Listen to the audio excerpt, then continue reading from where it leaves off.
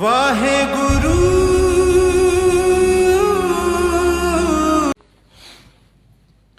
ਵਾਜੇ ਪੰਚ ਸ਼ਬਦ ਤਿਤ ਘਰ ਸੁਭਾਗੈ, ਘਰ ਸੁਭਾਗੈ ਸ਼ਬਦ ਵਾਜੇ, ਕਲਾ ਜਿਤ ਕਰ ਧਾਰਿਆ। ਪੰਚ ਦੂਤ ਤੁਧ ਵਸ ਕੀਤੇ, ਕਾਲ ਕੰਟਕ ਮਾਰਿਆ। ਧੁਰ ਕਰਮ ਪਾਇਆ ਤੁਧ ਜਿਨ ਕਉ, ਸੇ ਨਾਮ ਹਰਿ ਕੈ ਲਾਗੇ। ਕਹੈ ਨਾਨਕ ਤਹ ਸੁਖ ਹੋਆ,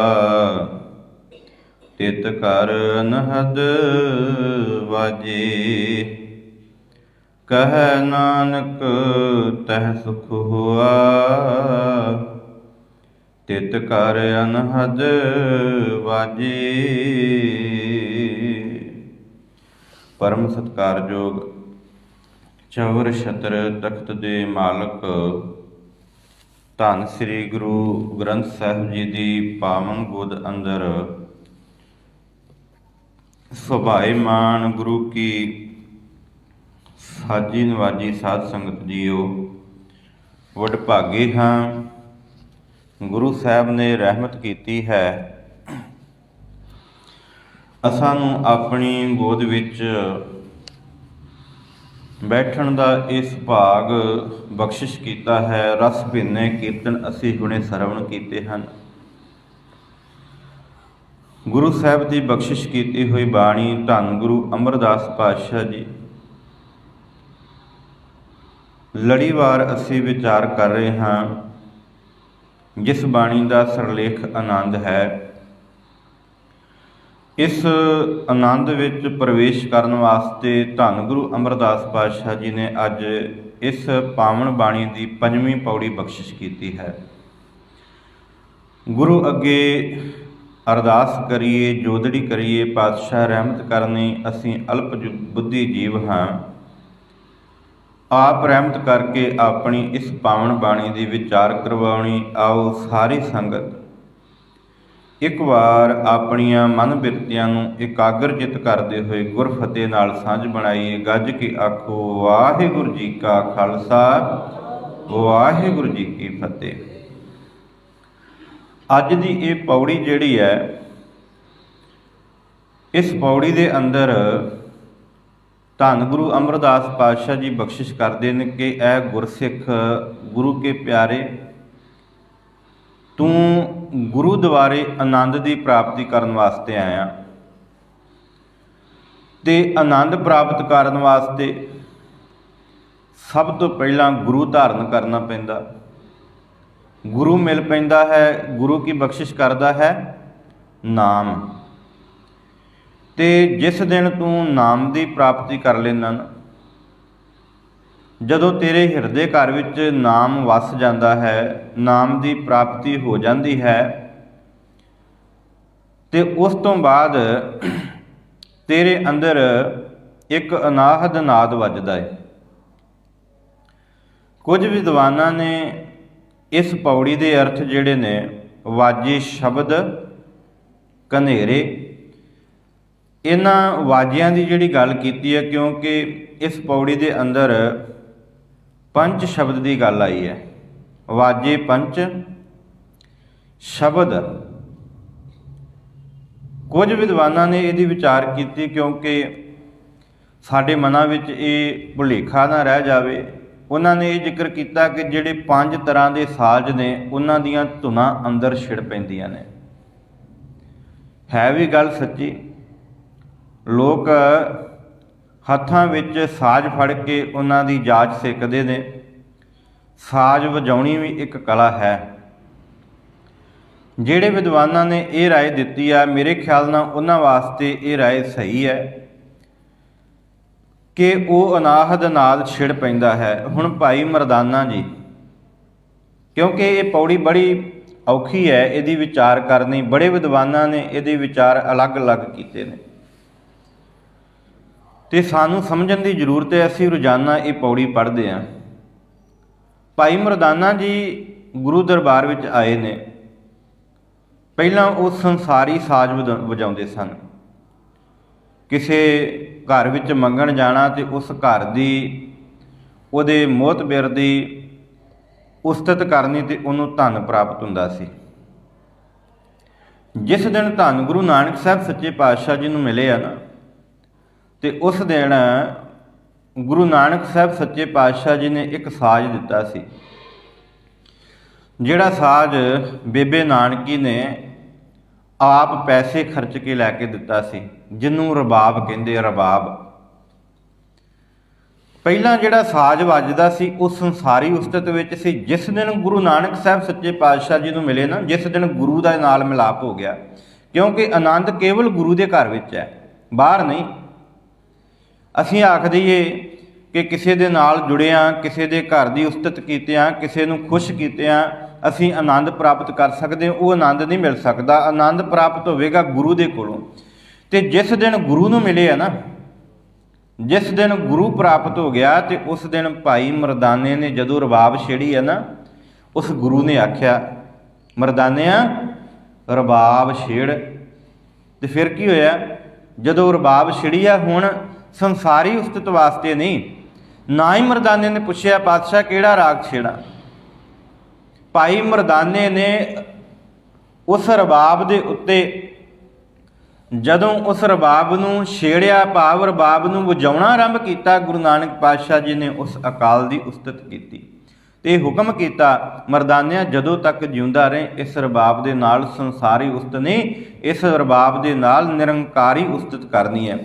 ਇੱਥੇ ਜਿਹੜੇ ਅਨਾਹਦ ਨਾਦ ਨੇ ਨਾ, ਉਹ 5 ਸ਼ਬਦ, ਇਹ ਵਿਚਾਰ ਵੀ ਹੈ, ਜਿਹੜੇ ਪੰਜ ਸ਼ਬਦ ਨੇ, 5 ਵਾਜੇ ਨੇ, ਉਹ ਕਿਹੜੇ ਕਿਹੜੇ ਨੇ? ਇੱਕ ਤਾਰ ਦੇ ਨਾਲ ਵੱਜਣ ਵਾਲਾ ਤਾਂਤੀ ਸਾਜ਼ ਜਿਹਨਾਂ ਨੂੰ ਕਹਿੰਦੇ ਆ, ਇੱਕ ਫੂਕ ਦੇ ਨਾਲ ਵੱਜਣ ਵਾਲਾ, ਪੁਰਾਣੇ ਸਮੇਂ 'ਚ ਵੇਖੀਆਂ ਹੋਣਗੀਆਂ ਤੁਸੀਂ ਬਾਂਸੁਰੀਆਂ, ਇਹ ਸਾਜ਼ ਨੇ।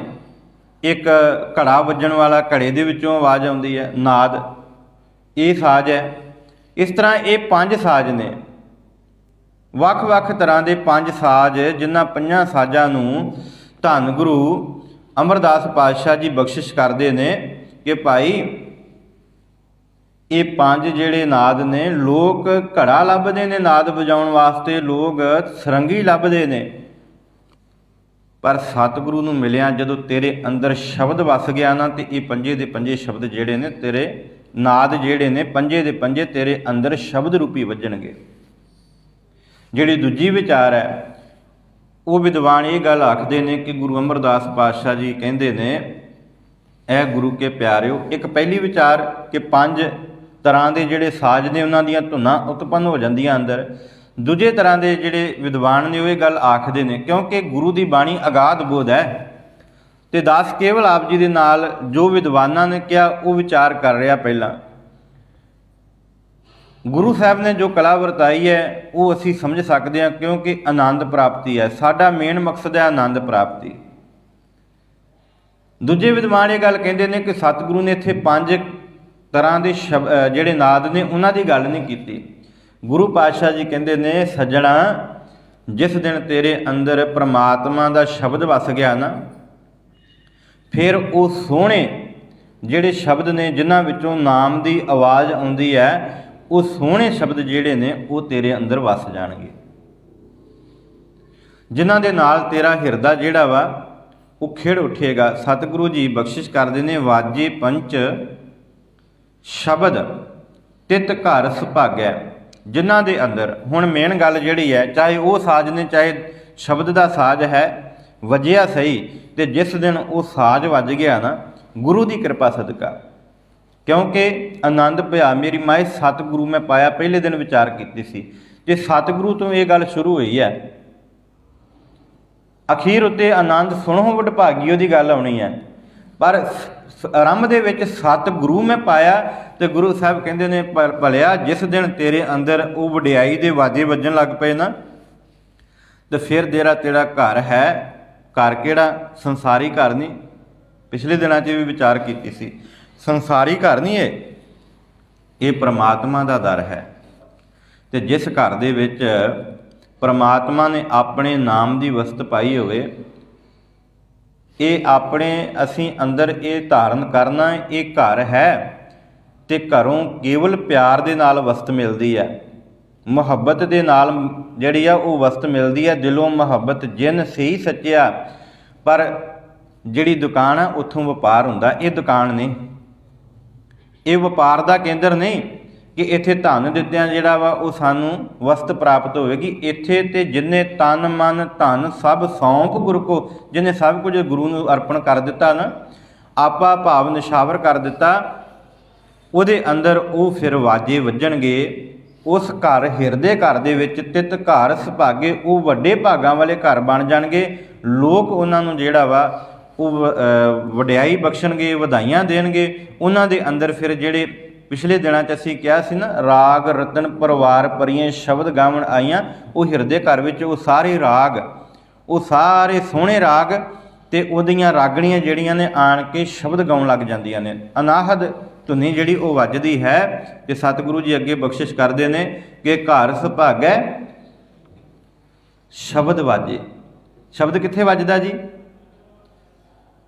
ਜਿਹਦਾ ਘਰ ਸੋਹਣਾ ਬਣ ਜਾਵੇ। ਦੁੱਧ ਉਸ ਭਾਂਡੇ ਵਿੱਚ ਟਿਕਦਾ ਜਿਸ ਭਾਂਡੇ ਨੂੰ ਸਾਫ਼ ਕੀਤਾ ਹੋਵੇ। ਜੇ ਉਹ ਗੰਦਾ ਹੋਵੇ, ਉਹਦੇ ਵਿੱਚ ਚਿਕਨਾਈ ਹੋਵੇ, ਖਟਿਆਈ ਹੋਵੇ ਤੇ ਉਹ ਦੁੱਧ ਫੁੱਟ ਜਾਂਦਾ। ਹੁਣ ਇੱਥੇ ਧਿਆਨ ਦੇਣਾ, ਸਾਡਾ ਹਿਰਦਾ ਜਿਹੜਾ ਵਾ ਉਹ ਇੱਕ ਘਰ ਹੈ, ਇੱਕ ਭਾਂਡਾ ਹੈ ਤੇ ਉਹਦੇ ਵਿੱਚ ਵਸਤ ਪਾਉਣੀ ਹੈ ਪਰਮਾਤਮਾ ਦੇ ਨਾਮ ਦੀ। ਜੇ ਤੇ ਇਹਦੇ ਵਿੱਚ ਚਿੱਕੜ ਹੈ ਵਿਕਾਰਾਂ ਦੀ, ਮੈਲ ਹੈ ਵਿਕਾਰਾਂ ਦੀ, ਤੇ ਫਿਰ ਪਾਇਆ ਹੋਇਆ ਨਾਮ ਵੀ ਮਨੁੱਖ ਅਹੰਕਾਰੀ ਬਣ ਜਾਂਦਾ ਕਿ ਮੈਂ ਇੰਨੀ ਬਾਣੀ ਪੜ੍ਹਦਾ, ਮੈਂ ਇੰਨਾ ਜਪ ਤਪ ਕਰਦਾ, ਮੇਰੇ ਵਰਗਾ ਕੋਈ ਨਹੀਂ, ਮੈਂ ਅੰਮ੍ਰਿਤ ਵੇਲੇ ਉੱਠ ਕੇ ਇਸ਼ਨਾਨ ਕਰਦਾ ਭਾਈ, ਮੇਰਾ ਗਵਾਂਢੀ ਨਹੀਂ ਕਰਦਾ। ਇਹ ਅਹੰਕਾਰ ਪੈ ਜਾਂਦਾ। ਤੇ ਸਤਿਗੁਰੂ ਕਹਿੰਦੇ ਨੇ ਜਿਸ ਹਿਰਦੇ ਘਰ ਵਿੱਚ ਨਾਮ ਵਸ ਜਾਵੇ, ਉਹ ਫਿਰ ਅਹੰਕਾਰ ਨਹੀਂ ਕਰਦਾ, ਕਿਉਂਕਿ ਉਹਦਾ ਭਾਂਡਾ ਸਾਫ਼ ਹੋ ਜਾਂਦਾ। ਘਰ ਸੁਭਾਗੇ, ਜਿਹਦਾ ਘਰ ਸੋਹਣਾ ਬਣ ਗਿਆ, ਸ਼ਬਦ ਵਾਜੇ, ਉਹਦੇ ਵਿੱਚ ਸਦਾ ਸ਼ਬਦ ਦੀ ਗੂੰਜ ਹੁੰਦੀ ਹੈ। ਹੋਰ ਕੋਈ ਨਹੀਂ, ਮੈਂ ਮੇਰੀ ਕੋਈ ਗੱਲ ਨਹੀਂ, ਉਹ ਕੇਵਲ ਸ਼ਬਦ ਦੀ ਆਰਾਧਨਾ ਕਰਦਾ, ਸੇਵਾ ਕਰਦਾ ਹੋਇਆ ਉਸ ਪਰਮਾਤਮਾ ਦਾ ਸਿਮਰਨ ਕਰਦਾ। ਅੱਜ ਅਸੀਂ ਬਾਣੀ ਪੜ੍ਹੀ ਹੈ ਨਾ, ਉਹ ਫਿਰ ਉਹਦੇ ਅੰਦਰ ਉਹ ਧੁਨ ਚੱਲ ਪੈਂਦੀ ਹੈ। ਸਿਮਰੋ ਸਿਮਰ ਸਿਮਰ ਸੁਖ ਪਾਵੋ, ਕਲ ਕਲੇਸ਼ ਤਨ ਮਾਹੇ ਮਿਟਾਵੋ, ਸਿਮਰੋ ਜਾਸ ਬਿਸੰਪਰ ਏਕੈ। ਉਹਨੂੰ ਇਹ ਸਮਝ ਪੈ ਜਾਂਦੀ ਹੈ ਕਿ ਭਲਿਆ ਇਸ ਸੰਸਾਰ ਦੇ ਉੱਤੇ ਜੇ ਸੱਚ ਨਾਮ ਦੇ ਨਾਲ ਜੁੜਨਾ ਹੈ, ਜੇ ਆਪਣੇ ਹਿਰਦੇ ਘਰ ਨੂੰ ਪਵਿੱਤਰ ਕਰਨਾ ਹੈ, ਤੇ ਬਾਹਰ ਦੇ ਕੀਤੇ ਹੋਏ ਕਰਮਾਂ ਦੇ ਨਾਲ ਨਹੀਂ। ਗੁਰੂ ਨਾਨਕ ਸਾਹਿਬ ਸੱਚੇ ਪਾਤਸ਼ਾਹ ਜੀ ਤੇ ਆਖਦੇ ਨੇ ਕਿ ਸੋਚੈ ਸੋਚ ਨਾ ਹੋਵਈ, ਜੇ ਸੋਚੀ ਲੱਖ ਵਾਰ, ਚੁੱਪੈ ਚੁੱਪ ਨਾ ਹੋਵਈ, ਜੇ ਲਾਏ ਰਹਾ ਲਿਵਤਾਰ। ਇਹ ਬਾਹਰੀ ਕਰਮ ਨੇ। ਭੁੱਖਿਆਂ ਭੁੱਖ ਨਾ ਉਤਰੀ, ਜੇ ਬੰਨਾਂ ਪੁਰੀਆਂ ਭਾਰ, ਸਹਿਸ ਸਿਆਣਪਾਂ ਲੱਖ ਹੋਏ ਤਾਂ ਇੱਕ ਨਾ ਚੱਲੇ ਨਾਲ। ਤੇ ਗੁਰੂ ਨਾਨਕ ਸਾਹਿਬ ਸੱਚੇ ਪਾਤਸ਼ਾਹ ਜੀ ਕਹਿੰਦੇ ਕਿਵ ਸਚਿਆਰਾ ਹੋਈਐ, ਕਿਵ ਕੂੜੈ ਟੁੱਟੈ ਪਾਲ, ਹੁਕਮ ਰਜਾਈ ਚੱਲਣਾ ਨਾਨਕ ਲਿਖਿਆ ਨਾਲ। ਇੱਥੇ ਸਤਿਗੁਰੂ ਧੰਨ ਗੁਰੂ ਅਮਰਦਾਸ ਪਾਤਸ਼ਾਹ ਜੀ ਬਖਸ਼ਿਸ਼ ਕਰਦੇ ਜੇ ਆਨੰਦ ਪ੍ਰਾਪਤ ਕਰਨਾ ਨਾ, ਤੇ ਫਿਰ ਸ਼ਬਦ ਵਜਾਉਣਾ, ਜਿਹੜਾ ਸ਼ਬਦ ਵਸਾਉਣਾ ਪਵੇਗਾ। ਸ਼ਬਦ ਦੇ ਅਨਾਹਦ ਨਾਦ ਵੱਜਣੇ ਚਾਹੀਦੇ ਨੇ, ਤੇ ਵੱਜਣਗੇ ਉੱਥੇ ਜਿਹਨੇ ਆਪਣੇ ਹਿਰਦੇ ਘਰ ਨੂੰ ਸਵੱਛ ਬਣਾ ਲਿਆ, ਸਾਫ਼ ਬਣਾ ਲਿਆ। ਘਰ ਸੁਭਾਗੇ ਸ਼ਬਦ ਵਾਜੇ, ਕਲਾ ਜਿਤ ਕਰ ਧਾਰੀਆ। ਉਸ ਪਰਮਾਤਮਾ ਨੇ ਇਹ ਰਹਿਮਤ ਕੀਤੀ ਹੈ ਤੇ ਸਾਡੇ ਘਰ ਦੇ ਅੰਦਰ ਬੜੇ ਤਰੀਕੇ ਦੇ ਨਾਲ ਇਹ ਸ਼ਬਦ ਵਸਾਇਆ ਹੈ। ਤੇ ਇਹ ਸ਼ਬਦ ਵਸਣ ਦੇ ਨਾਲ ਸਤਿਗੁਰੂ ਜੀ ਕਹਿੰਦੇ ਨੇ ਪੰਜ ਦੂਤ ਤੁਧ ਵਸ ਕੀਤੇ। ਜਿਹੜੇ ਪੰਜੇ ਦੂਤ ਹੈ ਨਾ, ਪੰਜੇ ਵਿਕਾਰਾਂ ਰੂਪੀ ਦੂਤ, ਬੜੇ ਭੈੜੇ ਨੇ। ਸੰਸਾਰ ਦੇ ਉੱਤੇ ਜਿਸ ਅੰਦਰ ਇਹ ਵਸ ਜਾਂਦੇ ਨੇ, ਉਹ ਆਪਣਾ ਪਰਾਇਆ ਨਾ ਪਛਾਣੇ, ਉਹਨੂੰ ਪਛਾਣ ਭੁੱਲ ਜਾਂਦੀ ਹੈ। ਉਹ ਕੇਵਲ ਧਨ ਨੂੰ ਤਰਜੀਹ ਦਿੰਦਾ, ਮਾਇਆ ਨੂੰ, ਤੇ ਉਸ ਮਾਇਆ ਦੀ ਖਾਤਰ ਇਸ ਸੰਸਾਰ ਦੇ ਉੱਤੇ ਠੱਗਿਆ ਜਾਂਦਾ। ਪਰ ਜਿਹਦੇ ਹਿਰਦੇ ਵਿੱਚ ਨਾਮ ਵਸ ਜਾਂਦਾ, ਗੁਰੂ ਸਾਹਿਬ ਸੱਚੇ ਪਾਤਸ਼ਾਹ ਜੀ ਬਖਸ਼ਿਸ਼ ਕਰਦੇ ਨੇ ਕਿ ਭਲਿਆ ਇਸ ਸੰਸਾਰ ਦੇ ਉੱਤੇ ਜਦੋਂ ਤੇਰੇ ਅੰਦਰ ਪ੍ਰਮਾਤਮਾ ਦਾ ਨਾਮ ਵਸ ਗਿਆ ਨਾ, ਪੰਜ ਦੂਤ ਤੁਧ ਵਸ ਕੀਤੇ, ਫਿਰ ਤੂੰ ਉਹਨਾਂ ਪੰਜਾਂ ਨੂੰ ਵਸ ਕਰ ਲਵੇਂਗਾ। ਤੇ ਗੁਰੂ ਸਾਹਿਬ ਕਹਿੰਦੇ ਜਿਨ ਮਿਲ ਮਾਰੇ ਪੰਚ ਸੂਰਬੀਰ ਐਸੋ ਕੌਣ ਬਲੀਰੇ। ਸੰਸਾਰ ਦੇ ਉੱਤੇ ਐਸਾ ਕੋਈ ਮਨੁੱਖ ਹੁੰਦਾ ਜਿਹਨੇ ਇਹਨਾਂ ਪੰਜਾਂ ਨੂੰ ਵਸ ਕਰ ਲਿਆ ਤੇ ਉਹ ਬਲਵਾਨ ਹੈ, ਯੋਧਾ ਹੈ। ਤੇ ਜਿਨ ਪੰਚ ਮਾਰ ਬਿਦਾਰ ਗੁਦਾਰੇ ਸੋ ਪੂਰਾ ਇਹ ਕਲੀਏ, ਉਹਨੂੰ ਸੰਪੂਰਨ ਆਖਿਆ ਇਹ ਪੂਰਾ ਏ। ਜਿਹਨੇ ਇਹਨਾਂ ਪੰਜਾਂ ਨੂੰ ਮਾਰ ਦਿੱਤਾ ਨਾ, ਦ੍ਰਿੜ ਦਿੱਤਾ, ਖਤਮ ਕਰ ਦਿੱਤਾ ਭਾਈ, ਜਿਹਨੇ ਉਹਨਾਂ ਨੂੰ ਵਸ ਵਿੱਚ ਕਰ ਲਿਆ, ਉਹ ਇਸ ਸੰਸਾਰ ਦੇ ਵਿੱਚ ਪੂਰਾ ਹੈ। ਤੇ ਗੁਰੂ ਦਾ ਸਿੱਖ ਤੇ ਆਖਦਾ ਕਿ ਇਹ ਮੈਂ ਆਪ ਨਹੀਂ ਬੰਦੇ। ਮਤ ਸੋਚਣਾ ਕਿ ਮੈਂ ਕਾਮ ਨੂੰ ਵਸ ਵਿੱਚ ਕਰ ਲਿਆ, ਮੈਂ ਹੁਣ ਭੋਗ ਨਹੀਂ ਭੋਗਦਾ, ਮੈਂ ਕ੍ਰੋਧ ਨੂੰ ਵਸ ਵਿੱਚ ਕਰ ਲਿਆ, ਮੈਂ ਹੁਣ ਕਿਸੇ ਦੇ ਉੱਤੇ ਅਤਿਆਚਾਰ ਨਹੀਂ ਕਰਦਾ, ਮੈਂ ਕ੍ਰੋਧੀ ਨਹੀਂ ਹੁੰਦਾ। ਨਹੀਂ, ਗੁਰੂ ਦਾ ਸਿੱਖ ਆਖਦਾ, ਧੰਨ ਗੁਰੂ ਅਰਜਨ ਸਾਹਿਬ ਸੱਚੇ ਪਾਤਸ਼ਾਹ ਜੀ ਕਹਿੰਦੇ ਨੇ, ਭਲਿਆ ਉਹ ਫਿਰ ਆਖਦਾ ਏ, ਪੰਜੇ ਬੱਧੇ ਮਹਾਬਲੀ ਕਰ ਸੱਚਾ ਟੋਆ। ਜਿਸ ਦਿਨ ਦਾ ਮੈਨੂੰ ਆਸਰਾ ਸਤਿਗੁਰੂ ਦਾ ਮਿਲ ਗਿਆ ਨਾ, ਸੱਚੇ ਦਾ ਆਸਰਾ ਮਿਲ ਲਿਆ, ਮੈਂ ਪੰਜੇ ਦੇ ਪੰਜੇ ਬੰਨ੍ਹ ਲਏ ਨੇ, ਜਕੜ ਲਿਆ ਇਹਨਾਂ ਨੂੰ ਹੁਣ ਮੈਂ ਖੋਲਾਂਗਾ ਨਹੀਂ। ਆਪਣੇ ਚਰਨ ਜਪਾਇਨ ਵਿੱਚ ਦੇ ਖੜੋਆ, ਰੋਗ ਸੋਗ ਸਭ ਮਿਟ ਗਏ, ਨਿਤ ਨਵਾਂ ਨਰੋਆ, ਦਿਨ ਰਹਿਣ ਨਾਮ ਧਿਆਇਂਦਾ ਫਿਰ ਪਾਏ ਨਾ ਮੋਆ। ਪਰ ਇਹ ਕਿੱਥੋਂ ਪ੍ਰਾਪਤ ਹੁੰਦਾ ਹੈ? ਧੰਨ ਗੁਰੂ ਅਰਜਨ ਪਾਤਸ਼ਾਹ ਜੀ ਦੀ ਬਸੰਤ ਕੀ ਵਾਰ ਹੈ, ਹੁਣੇ ਅਸੀਂ ਸਰਵਣ ਕੀਤੀ ਹੈ। ਕਹਿੰਦੇ ਇਹ ਵਸ ਕਿੱਦਾਂ ਹੁੰਦਾ ਹੈ? ਜਦੋਂ ਪ੍ਰਮਾਤਮਾ ਦਾ ਨਾਮ ਸਿਮਰਨ ਅੰਦਰ ਚੱਲਦਾ ਹੈ। ਹਰ ਕਾ ਨਾਮ ਧਿਆਈ ਕੈ ਹੋ ਹਰਿਆ ਪਾਈ। ਜਦੋਂ ਪ੍ਰਮਾਤਮਾ ਦਾ ਨਾਮ ਅੰਦਰ ਵਸ ਜਾਂਦਾ ਹੈ ਮਨੁੱਖ, ਫਿਰ ਐਨ ਹਰਾ ਭਰਾ ਹੋ ਜਾਂਦਾ। ਇਹ ਸੁੱਕਾ ਨਹੀਂ, ਸੁੱਕਣ ਤੋਂ ਭਾਵ ਇਹ ਹੈ ਕਿ ਇਹ ਹੁਣ ਇਹਦੇ ਅੰਦਰ ਵਿਕਾਰ ਨਹੀਂ, ਵਿਕਾਰਾਂ ਕਰਕੇ ਸੁੱਕਾ ਨਹੀਂ ਹੋਇਆ। ਇਹ ਹਰਿਆ ਪ੍ਰਮਾਤਮਾ ਦੇ ਨਾਮ ਦੇ ਨਾਲ ਹੈ ਤੇ ਹਰਿਆ ਹੋਇਆ ਹਮੇਸ਼ਾ ਛਾਂ ਦਿੰਦਾ, ਕਦੇ ਉਹ ਧੁੱਪ ਨਹੀਂ ਲੱਗਣ ਦਿੰਦਾ। ਸੁੱਕਾ ਹੋਇਆ ਦਰਖਤ, ਉਹਦੀ ਕੋਈ ਛਾਵੇਂ ਨਹੀਂ ਬਹਿੰਦਾ, ਤੇ ਹਰੇ ਹੋਏ ਦਰਖਤ ਦੇ ਥੱਲੇ ਜਿਹੜੇ ਨੇ ਲੋਕ ਰਾਹਗੀਰ ਆਣ ਕੇ ਛਾਂ ਦੀ ਆਨੰਦ ਮਾਰਦੇ ਨੇ, ਉਹਨਾਂ ਨੂੰ ਉੱਥੇ ਸ਼ਾਂਤੀ ਮਿਲਦੀ ਹੈ, ਸੰਤੋਖ ਮਿਲਦਾ ਹੈ ਬੈਠਿਆਂ ਹੋਇਆਂ। ਤੇ ਸਤਿਗੁਰੂ ਜੀ ਕਹਿੰਦੇ ਨੇ, ਭਲਿਆ ਪਰਮਾਤਮਾ ਦਾ ਨਾਮ ਜਪਿਆ ਕਰ, ਕਿਉਂਕਿ ਉਹਦੇ ਨਾਮ ਦੇ ਨਾਲ ਮਨੁੱਖ ਹਰਿਆ ਹੁੰਦਾ ਹੈ। ਪਰ ਇਹ ਕਿੱਥੋਂ ਪ੍ਰਾਪਤ ਹੁੰਦਾ ਹੈ? ਕਰਮ ਲਿਖਨ ਤੈ ਪਾਈਏ ਇਹ ਰੁੱਤ ਸੁਹਾਵੀ। ਇਹ ਰੁੱਤ ਤਾਂ ਹੀ ਮਿਲਦੀ ਜੇ ਕਰਮ ਚੰਗੇ ਹੋਣ। ਕੱਲ੍ਹ ਨੂੰ ਅਸੀਂ ਵਿਚਾਰ ਕਰਨੀ ਹੈ ਨਾ, ਸੰਗਰਾਂਦ ਦਾ ਮਹੀਨਾ ਵੀ ਆਉਣਾ, ਤੇ ਗੁਰੂ ਸਾਹਿਬ ਕਹਿੰਦੇ ਨੇ ਕਿ ਅਸੀਂ ਕੀਤੇ ਹੋਏ ਕਰਮਾਂ ਕਰਕੇ ਪ੍ਰਮਾਤਮਾ ਦੇ ਨਾਲੋਂ ਵਿਛੜੇ ਹਾਂ। ਕਿਰਤ ਕਰਮ ਕੇ ਵਿਛੜੇ ਕਰ ਕਿਰਪਾ ਮਿਲੋ ਰਾਮ। ਤੇ ਗੁਰੂ ਸਾਹਿਬ ਕਹਿੰਦੇ ਨੇ ਕਿ ਇਹ ਜਿਹੜੀ ਰੁੱਤ ਸੀ, ਇਹ ਕਰਮਾਂ ਕਰਕੇ ਜਿਹੜੀ ਮਿਲੀ ਸੀ ਰੁੱਤ, ਅਸੀਂ ਆਪਣੇ ਕਰਮਾਂ ਕਰਕੇ ਗਵਾ ਲਈ।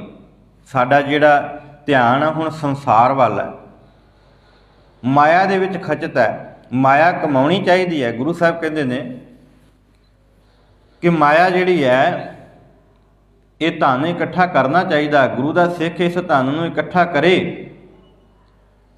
ਪਰ ਇਹ ਨਾ ਹੋਵੇ ਕਿ ਧਨ ਇਕੱਠਾ ਕਰਦਿਆਂ ਉਸ ਧਨ ਦੇ ਵਿੱਚ ਖਚਤ ਹੋ ਜਾਵੇ, ਉਸ ਧਨ ਦੇ ਕੋਲੋਂ ਠੱਗਿਆ ਜਾਵੇ, ਪ੍ਰਮਾਤਮਾ ਦਾ ਨਾਮ ਹੀ ਭੁੱਲ ਜਾਵੇ। ਤੇ ਫਿਰ ਸਾਨੂੰ ਚੇਤਾ ਆਵੇ ਕਿ ਜਿਸ ਦਿਨ ਸੰਗਰਾਂਦ ਆ ਭਾਈ, ਉਸ ਦਿਨ ਮੱਥਾ ਟੇਕ ਆਈਏ ਗੁਰੂ ਘਰ, 4 ਦਮੜੇ ਦੇ ਆਈਏ। ਸ਼ਾਇਦ ਗੁਰੂ ਖਰੀਦਿਆ ਜਾਵੇ, ਨਹੀਂ ਭਲਿਓ, ਇਹ ਤਾਂ ਪ੍ਰੇਮ ਦਾ ਬੱਧਾ ਆ, ਪ੍ਰੇਮ ਦਾ ਬੱਝਾ ਆ। ਪ੍ਰੇਮ ਦਾ ਬੱਝਾ ਹੋਇਆ ਆਪਣੇ ਸੇਵਕ ਦੀ ਪੱਤ ਢੱਕਦਾ ਏ। ਪ੍ਰੇਮ ਪਟੋਲਾ ਤੈਸੈ ਦਿੱਤਾ ਢੱਕਣ ਕੂਪਤ ਮੇਰੀ।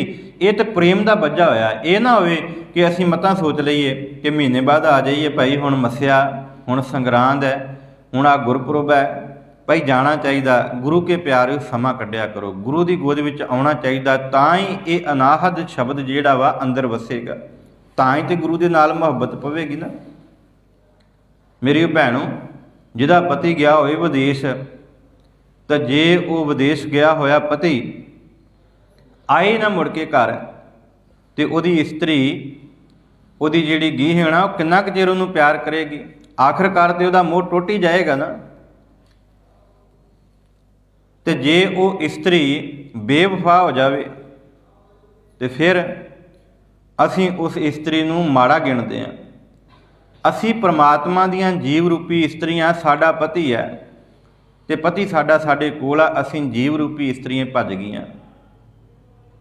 ਸਾਡਾ ਫਰਜ਼ ਬਣਦਾ ਅਸੀਂ ਗੁਰੂ ਦੀ ਗੋਦ ਵਿੱਚ ਆਣ ਕੇ ਗੁਰੂ ਦੇ ਨਾਲ ਮੁਹੱਬਤ ਬਣਾਈਏ, ਤੇ ਤਾਂ ਕਰਕੇ ਧੰਨ ਗੁਰੂ ਅਮਰਦਾਸ ਪਾਤਸ਼ਾਹ ਜੀ ਕਹਿੰਦੇ ਨੇ ਕਿ ਇਸ ਧਰਤੀ ਦੇ ਉੱਤੇ, ਇਸ ਸੰਸਾਰ ਦੇ ਵਿੱਚ ਰਹਿੰਦੇ ਹੋਏ ਜੀਵੋ, ਜਿਸ ਦਿਨ ਤੁਹਾਡੇ ਅੰਦਰ ਪਰਮਾਤਮਾ ਦਾ ਨਾਮ ਵਸ ਗਿਆ, ਫਿਰ ਤੁਸੀਂ ਠੱਗੇ ਨਹੀਂ ਜਾਵੋਗੇ, ਫਿਰ ਤੁਹਾਡਾ ਵਿਛੋੜਾ ਨਹੀਂ, ਫਿਰ ਤੁਹਾਡਾ ਮਿਲਾਪ ਹੈ।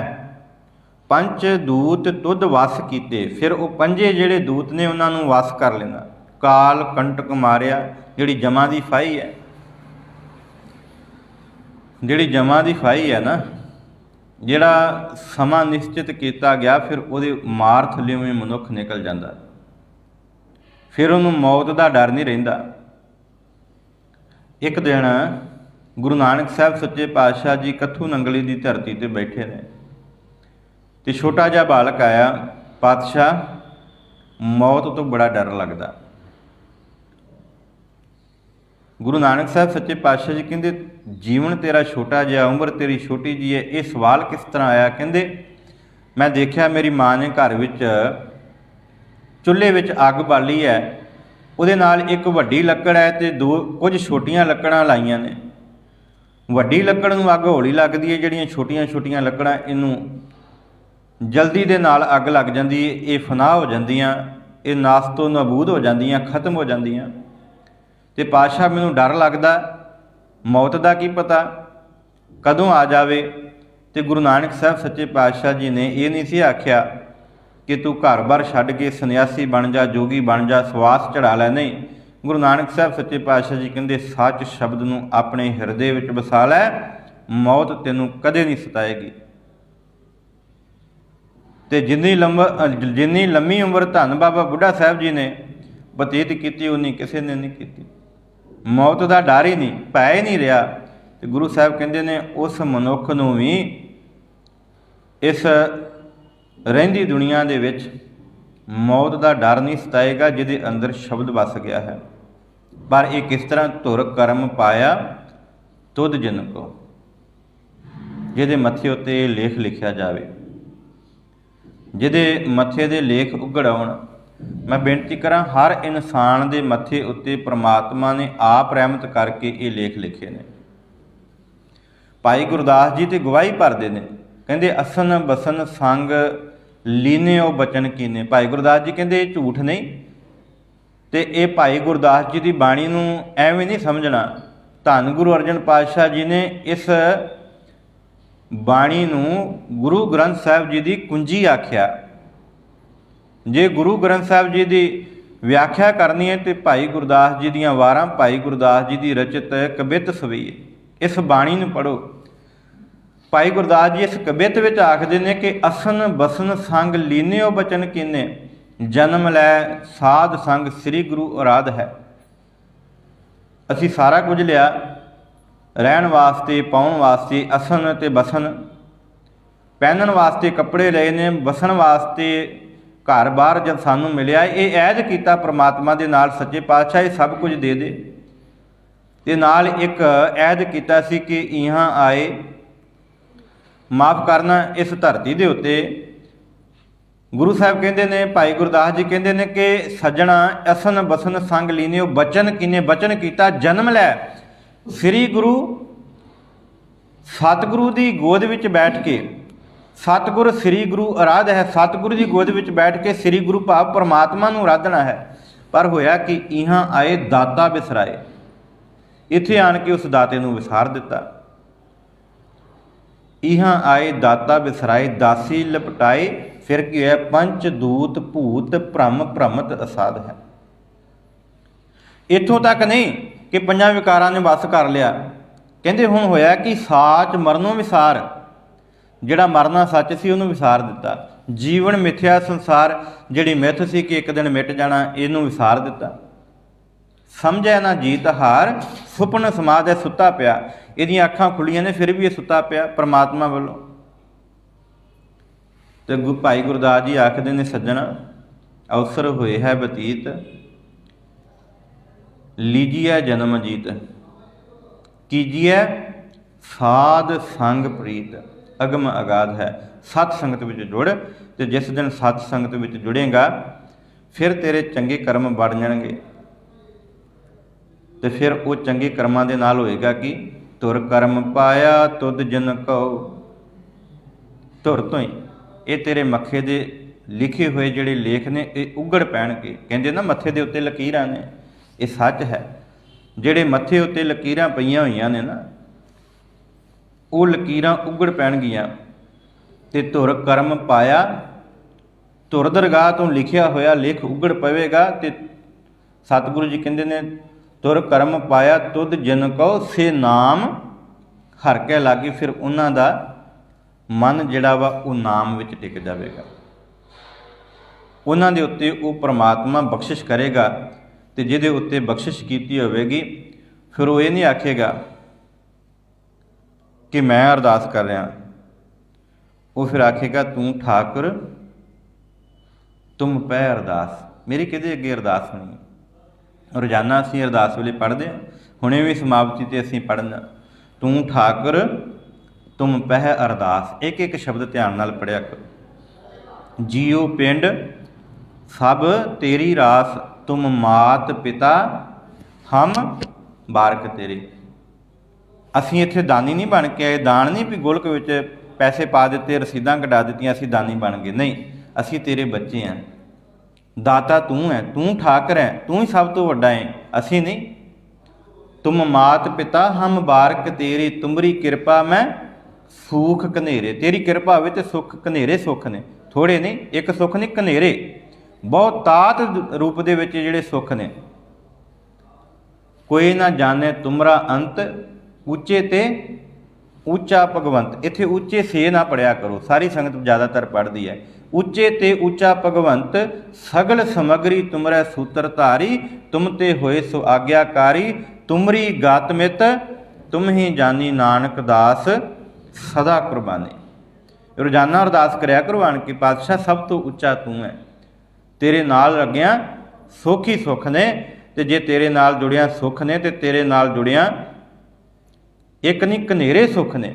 ਤੇ ਤੇਰੇ ਨਾਲ ਲੱਗਿਆ ਹਿਰਦੇ ਵਿੱਚ ਨਾਮ ਜਿਹੜਾ ਉਤਪੰਨ ਹੋ ਜਾਂਦਾ ਹੈ।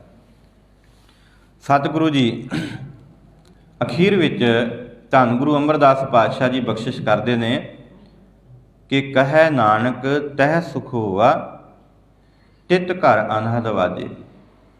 ਇਸ ਪੰਕਤੀ ਨੂੰ ਪਿਛਲੀ ਪੰਕਤੀ ਦੇ ਨਾਲ ਜੋੜਨਾ ਹੈ। ਧੁਰ ਕਰਮ ਪਾਇਆ ਤੁਧ ਜਨ ਕਉ। ਜਿਹਦੇ ਮੱਥੇ ਦੇ ਲੇਖ ਉਗੜ ਗਏ ਨਾ, ਧੁਰ ਦਰਗਾਹੋਂ ਪਰਮਾਤਮਾ ਨੇ ਜਦੋਂ ਬਖਸ਼ਿਸ਼ ਕਰ ਦਿੱਤੀ ਤੇ ਧੰਨ ਗੁਰੂ ਅਮਰਦਾਸ ਪਾਤਸ਼ਾਹ ਜੀ ਅਖੀਰ ਵਿੱਚ ਆਖਦੇ ਨੇ ਕਿ ਕਹੈ ਨਾਨਕ ਤਹਿ ਸੁਖ ਹੋਆ। ਕਿੱਥੇ ਸੁੱਖ ਮਿਲਦਾ ਹੈ? ਜਿਹਦੇ ਧੁਰ ਕਰਮ ਪਾਇਆ, ਉਹਦੇ ਅੰਦਰ ਧੁਰ ਦਰਗਾਹੋਂ ਹੀ ਸੁੱਖਾਂ ਦਾ ਫੁਹਾਰਾ ਚੱਲ ਪੈਂਦਾ ਹੈ। ਫਿਰ ਧਰਤੀ ਦੇ ਉੱਤੇ ਜਗਤ ਦੇ ਵਿੱਚ ਜਦੋਂ ਸਿੱਖ ਵਿਚਰਦਾ ਹੈ, ਉਹਦੇ ਉੱਤੇ ਜਿੰਨਾ ਮਰਜ਼ੀ